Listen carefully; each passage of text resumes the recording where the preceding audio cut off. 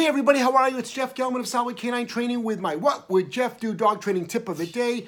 Tip number 46. Prong collars. Awesome, fantastic, wonderful communication tools that help most owners, if not all owners, leverage the knowledge that they're learning or have learned to the dog so they can get the best behavior out of the dog possible in the least stressful way for both the human, and the dog. A couple of things that I'm noticing, that's what I really want to talk about, is I've got videos on how to use them, but what I want to make sure is there's a couple of things that I'm noticing that people are struggling with, so let's go over those. Size. So, size matters. So what you're going to do is 3 millimeter is the maximum size you will need even for a 200-pound dog. You might have to add links to it, but 3 millimeter. 2.25 millimeter is the other size that we use, usually 50 pounds or under.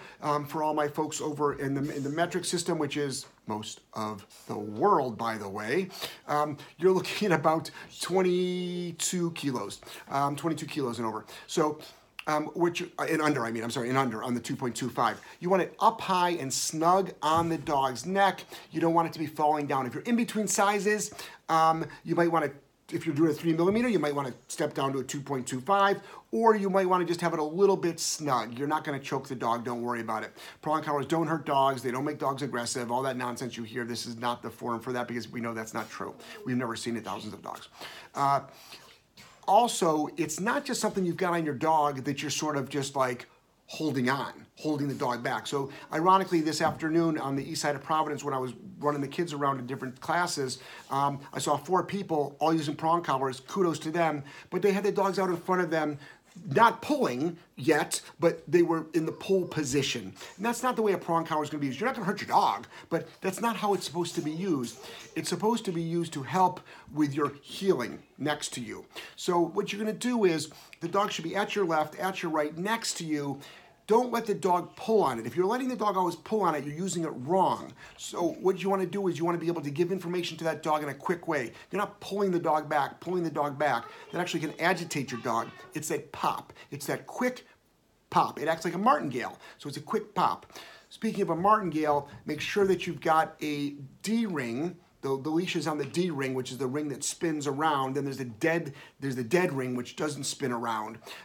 Dead ring goes against the skin. The spinny D ring goes where the leash is connected to, and you want to make sure it's on the outside of the collar, so you can give the dog a good that noise you're going to hear from the chain. That's how it's supposed to be used. It's supposed to be this. So it's not just pull. It has to be pull and release, pull and release, pull and release.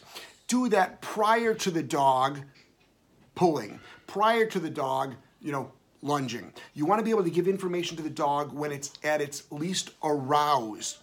Once it's in an aroused state, so someone's drunk, they're doing drugs, they're not receptive to your information. You missed it. The conversation happens prior to that, when they're thinking about maybe lunging or they're thinking about pulling. That's how you want to use it. So number 1, use the right size, fit it correctly, and use it in the proper way it was designed to be used, which is keeping a dog in heel next to you on the walks as far as on the walks. So 3 little tips there to help you out, have a better prong collar experience. No nonsense below about, if you hate them, then don't comment or don't be here, that's fine. Jeff Gellman, Solid Canine Training. Madly in love with you. What would Jeff do? Dog training tip number 46. Madly in love with you twice, and I'll see you tomorrow. Bye.